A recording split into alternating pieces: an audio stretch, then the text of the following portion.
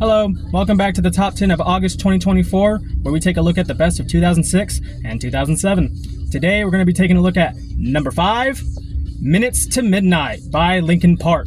This is one that I've been wanting to talk about for a minute now, so let's get back into it. But first, because I'm doing this shit at work. I'm doing this shit kind of on the fly.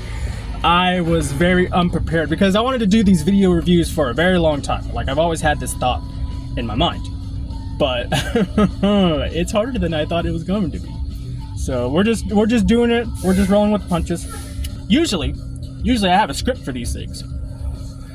And I have a script for Minutes to Midnight, but I ain't fucking with it right now. You can go look on it. You can go look at the script on Facebook if you want to. I might do that. I might just keep the videos separate and Facebook is Facebook, or I just might take the scripts down altogether because they're really fucking long.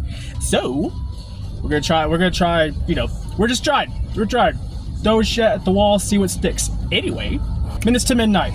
Fucking love Minutes to Midnight. I love Minutes to Midnight now. When I first started listening and in the beginning of July, I wasn't, like, how do I put this?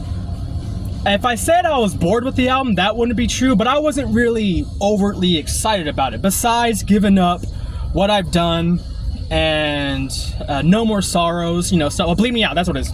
Bleed Me Out, not No More Sorrows, but No More Sorrows kicks ass too. We'll start with Wake. I believe the opening track is Wake, and if you heard the album after this, I believe it's called 1,000 Suns. Wake is the perfect preview for what you're about to get. They take a more electronic route rather than a rock route. They really changed up their sound versus how they were portrayed up to that point. They kind of turned everything upside down. But Wake is the perfect, like, all right, here's what to expect. Here are things to come. Now Wake segues into Giving Up, and Giving Up is fucking awesome. The first time I heard Giving Up, I believe I was smoking with my band. I was smoking with my band Dear Anonymous, as we did back in the day, and my friend, my guitarist, threw on a track, and all you can hear is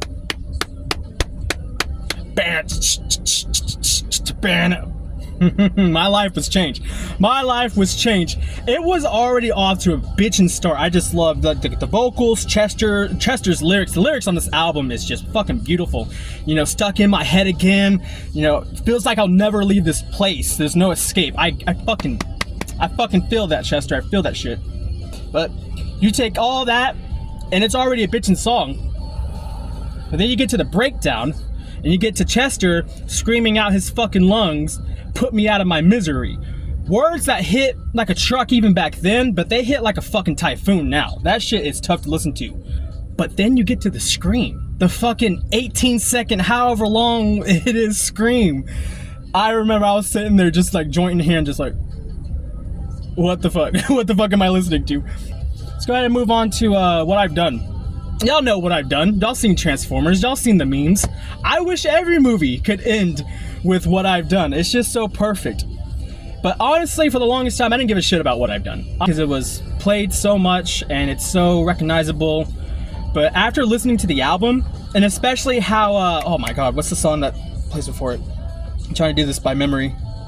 I believe it's Shadow of the Day. Shadow of the Day comes right before What I've Done, and there's this beautiful segue. There's this beautiful, like, ethereal segue that happens in between the songs, and it goes perfectly into What I've Done, and I fucking love that.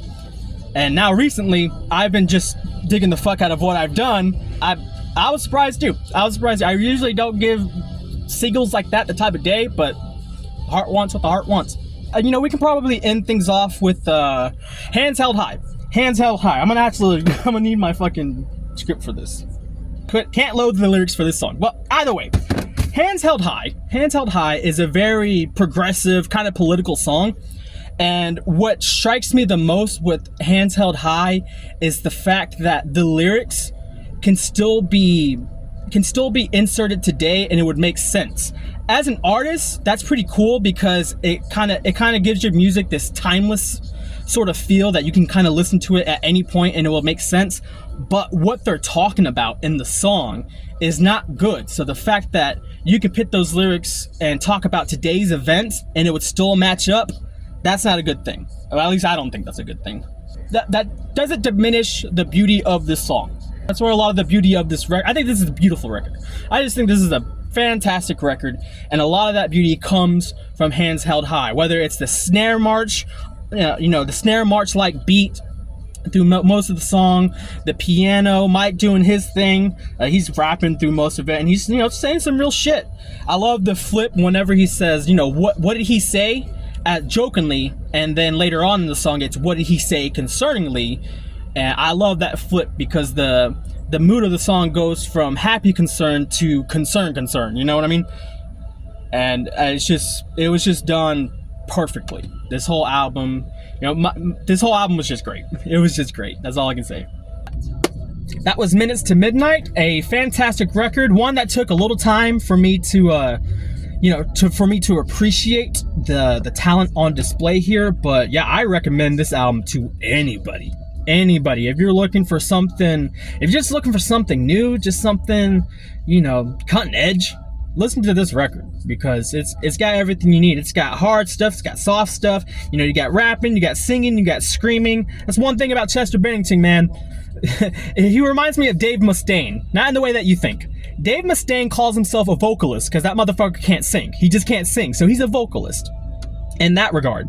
But in Chester's regard, he's a well-rounded vocalist, because this dude can sing, can scream, he can rap a little bit. Like, he had it all, and it's just such a fucking shame that he's no longer with us, because he was such a talented musician, such a beautiful person. And yeah, that just kind of heightens the feelings, the emotions of this record even more so. The lyrics they hit harder now than they ever did before, and that's just, for better or for worse, that definitely adds something to the album. But let me know what you think about Minutes to Midnight. I know one of my friends fucking loves this album, and I'm very glad that he told me about it, because that's what it's all about. What it's all about is just telling cool people about cool music. So we'll try to talk about some cool music again tomorrow when we talk about number 4. That's all you get for number 4. So yeah, y'all take care. Stay tuned.